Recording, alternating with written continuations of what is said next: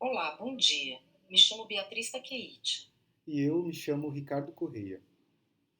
Somos terapeutas ocupacionais e professores na Universidade Federal do Rio de Janeiro, no Brasil. Hoje estamos aqui para falar um pouco sobre nossas experiências enquanto terapeutas ocupacionais e docentes na área da terapia ocupacional no campo social. Para iniciarmos nossa apresentação, gostaríamos de apresentar a você sobre a terapia ocupacional, que talvez muitos já a conheçam.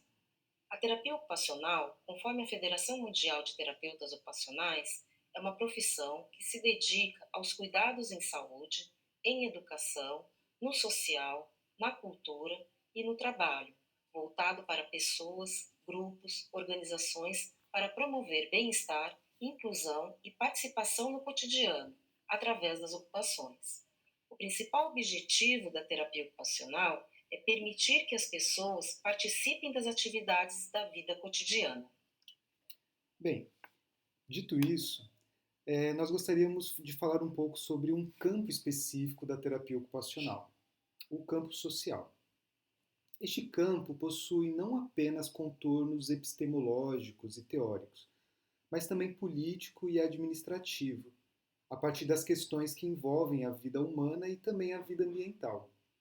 Para nós, terapeutas ocupacionais deste campo social, as questões sociais emergentes demandam intervenção que se direcionam às vulnerabilidades e às precariedades das condições de vida social e econômica, que impedem, de alguma maneira, ou dificultam a participação dos sujeitos na vida social. Robert Castel foi um importante sociólogo francês e escreveu que, diante das condições de fragilidade do mundo do trabalho, associadas a uma fragilidade das redes de sociabilidade, os sujeitos vão migrando para zonas socialmente periféricas, colocando-as em situações de vulnerabilidade ou desfiliação.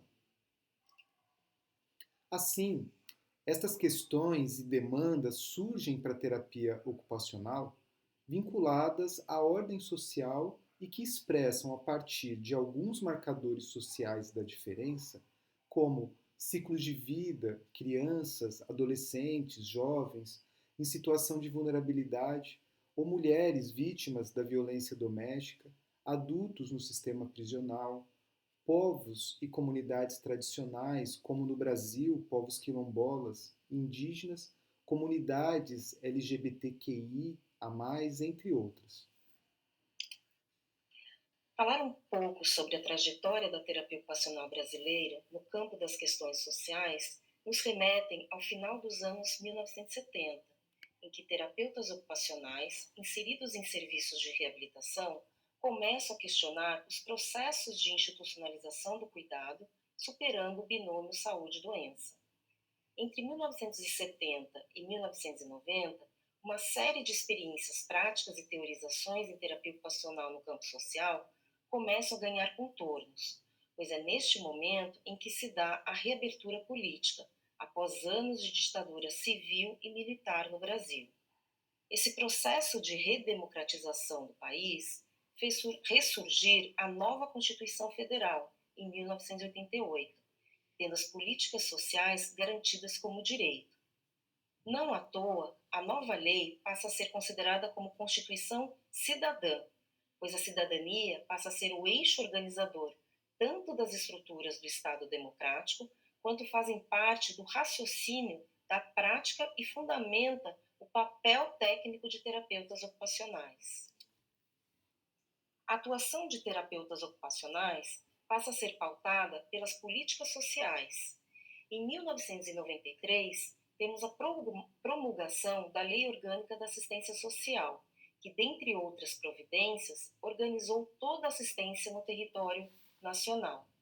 Somente em 2004 vamos ter vigente a Política Nacional de Assistência Social, a PNAS, que apresenta as diretrizes para a efetivação da assistência social como direito de cidadania e responsabilidade do Estado.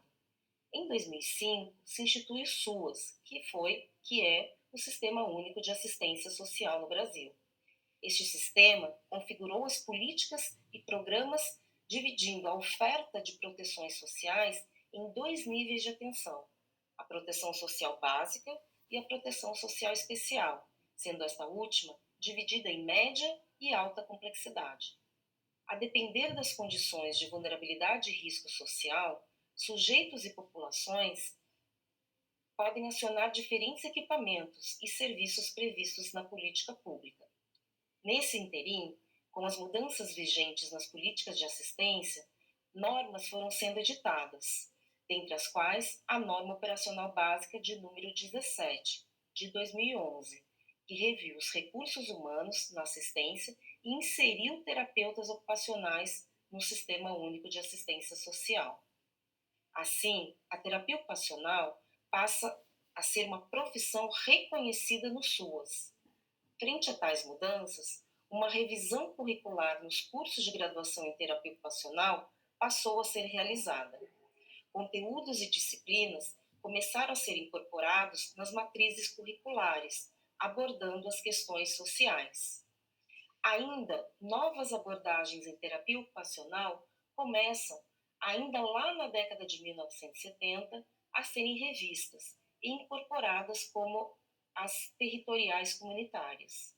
No bojo de tais mudanças, professoras de 3 universidades brasileiras se juntaram para criar o Projeto Metuia, em 1988, hoje instituído como uma rede Metuia no Brasil, e passam a adotar a terapia ocupacional como referencial teórico-metodológico específico para o campo social. Outros referenciais passam a ser incorporados à medida que as mudanças sociais ocorrem. A prática da terapia ocupacional, portanto, passa por uma mudança de paradigma, à medida em que há um certo descentramento do saber técnico para as ideias de saberes plurais, frente às problemáticas sociais. Há um descentramento das ações localizadas no único sujeito para as ações no coletivo, na cultura a qual a pessoa não deve ser separada. Há um descentramento ainda da ação, que se desloca do espaço clínico de um serviço para o território onde a vida acontece. E há ainda um deslocamento da ideia de atividade centrada no indivíduo para situá-la na história e na cultura. Bem, de modo geral, compreendemos o envolvimento ocupacional como a capacidade das pessoas realizarem suas ocupações em um contexto de oportunidades materiais e também simbólicas e de intensas estruturas de conflitos, tanto macro quanto microsociais. Assim, as vivências das questões sociais no cotidiano estão diretamente relacionadas ao envolvimento ocupacional, restringindo dessa maneira as possibilidades de participação de sujeitos, grupos e populações. Destas formas, podemos experimentar as privações do envolvimento ocupacional como impedimentos para realizar e equilibrar a rotina com ocupações significativas, dificuldades e violações nas oportunidades de trabalho e geração de renda, experiências com a pobreza econômica e a insegurança alimentar, restrições nas experiências de lazer e cultura, mudanças de ocupações que são importantes para as pessoas e a sua comunidade, decorrentes da violência familiar, mas também da violência urbana, conflitos e redução dos vínculos de convivência, como vizinhos, amigos e familiares, perdas e limitações na mobilidade urbana cotidiana, entre muitas outras problemáticas sociais que implicam o envolvimento ocupacional. No geral, nós gostaríamos também de evidenciar que dentro do campo social, o nosso raciocínio teórico-metodológico e prático está sustentado na concepção do envolvimento ocupacional, territorial, comunitário.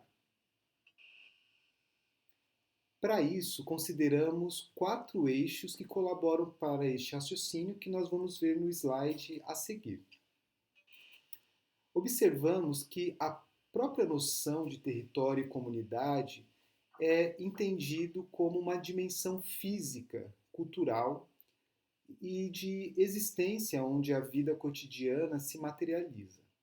Já a ideia de comunidade compreendemos como um conhecimento apreendido e compartilhado, que é fruto das vivências de envolvimento ocupacional das pessoas em um determinado território. Por isso, não partimos da ideia de que comunidade é um conjunto ou um arranjo de pessoas dentro de um determinado ambiente. Assim, a comunidade é um conhecimento territorial. Também compreendemos que a disjunção do tecido social é uma questão social, que vulnerabiliza ou rompe as redes de suporte da vida cotidiana de pessoas e grupos que, por sua vez, restringem as suas formas de engajamento e de participação. Estes elementos permitem que a gente possa direcionar na prática terapêutica ocupacional saberes que devem ser construídos de maneira mais horizontalizada e em consideração ética às pluralidades de discursos, de pensamentos e também de ações das pessoas, dos grupos e das populações, a fim de regenerar as relações sociais que são constantemente ameaçadas pelas disjunções, permitindo modos de vida singulares e também de reexistência. Em relação à produção artístico-cultural, essa tem sido essa tem surgido, na realidade, como um dispositivo importante das práticas terapêutico-ocupacionais com jovens em situação de vulnerabilidade social, pois permitem que estes se envolvam ocupacionalmente em seus territórios, ampliando desta forma a participação social. Tem sido frequente a periferização da cultura juvenil, que se expressa por meio de diferentes práticas performáticas, na música, nas batalhas de rimas, de rap, nos saraus, na dança, no gesto. Estas modificam cotidianos, forjam outros modos de participação do jovem a partir da implicação ocupacional pela cultura que estes jovens se inserem. Outros modos de existência, e eu diria resistência, surgem em territórios marcados por violências e vulnerabilidades. Assim, novas identidades juvenis vão se criando e recriando nas favelas. Do menino pobre, preto e favelado, este vai ganhando novas visibilidades de ser o rapper, o poeta, a musicista, dançarina na favela, à medida que tais ocupações culturais passam a fazer parte de seu cotidiano. Já há outras abordagens que também podemos detalhar mais adiante na nossa conversa, é a de terapia ocupacional de ensinagem em desenvolvimento local participativo. Esta abordagem ela parte de uma concepção epistemológica denominada desenvolvimento local, na qual os aspectos econômicos, sociais, culturais e políticos criam um certo curso de perspectiva da vida humana e ambiental. Muitos paradigmas ao longo da história foram propostos para esta epistemologia, como também políticas públicas que, em grande parte, foram orientadas por organismos internacionais. E aí eu destaco aqui o Programa das Nações Unidas para o Desenvolvimento, o PNUD.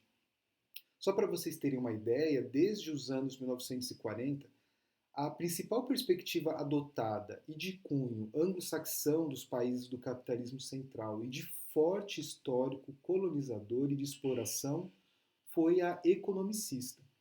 É por isso que constantemente as pessoas associam o termo desenvolvimento a crescimento econômico.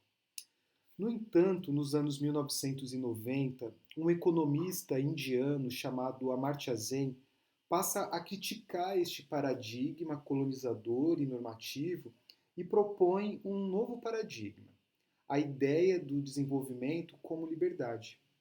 Para Amartya Sen, este desenvolvimento deve orientar as políticas públicas e garantir oportunidades de ampliar, de expandir as capacidades das pessoas, das populações, para que elas possam ter chances de fazer as suas escolhas conforme as razões que elas experimentam nos seus contextos locais, territoriais e comunitários.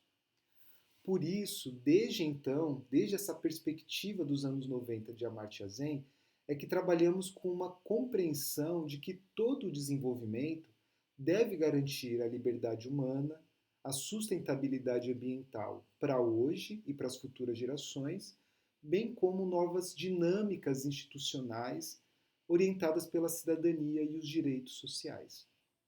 Bem, de modo geral, este paradigma de desenvolvimento nos ajuda a compreender e inserir as nossas práticas terapêutico-ocupacionais, territoriais, comunitárias, entendendo, por exemplo, a cidade como um local de dimensões territoriais que concentram, em maior ou menor medida, modos de participação e segregações no envolvimento ocupacional.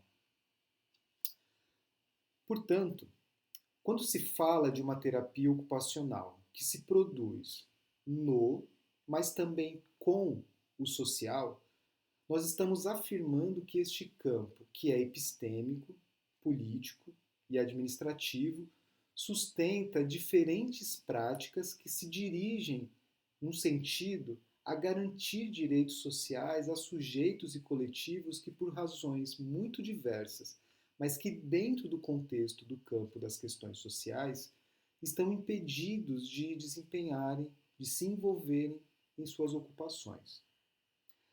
Dessa forma, ao nos orientarmos e acompanharmos o público-alvo de nossas ações, há que se levar em conta as dimensões macroestruturais em diálogo com as dimensões microsociais. É o que diria um importante geógrafo brasileiro chamado Milton Santos, que precisamos ter uma relação glocal, discutindo e compreendendo as dimensões globais do sistema moderno cada vez mais complexa, mas também as dinâmicas e as relações que se dão na vida mais ordinária do cotidiano. Esta relação, de forma geral, permite a nós, terapeutas ocupacionais, assim como outros profissionais da saúde, da assistência social e da educação, produzir conhecimento para resolver os problemas de ordem prática da vida cotidiana. Além disso, toda a prática social, no caso da terapia ocupacional, pelo menos no Brasil, está diretamente alinhada às políticas públicas, quer sejam as da assistência social, as de planejamento urbano, de cultura, de educação, como muitas outras que garantem a cidadania e o acesso e a fruição aos direitos sociais. Dessa maneira, a complexidade é muito grande. Por isso, é preciso pensar de maneira interprofissional e interdisciplinar para produzirmos uma atuação intersetorial. Aqui algumas das nossas referências que utilizamos para essa apresentação. Obrigada. Obrigado e a gente vai conversar daqui a pouquinho. Um abraço.